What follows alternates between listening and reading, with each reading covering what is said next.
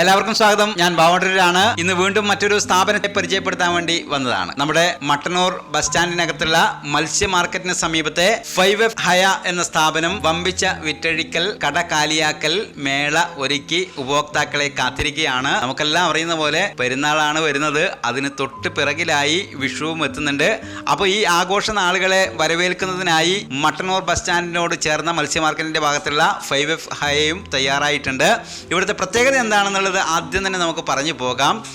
ഇവിടെ 10 രൂപ മുതൽ 250 രൂപ വരെ മാത്രമാണ് ഏത് വസ്ത്രങ്ങൾക്കും ഈടാക്കുക എന്നുള്ളതാണ് ഇതിൻ്റെ പ്രത്യേകത. കുഞ്ഞുടുപ്പുകൾക്കൊക്കെ 100 രൂപയാണ് ഈടാക്കുന്നത്.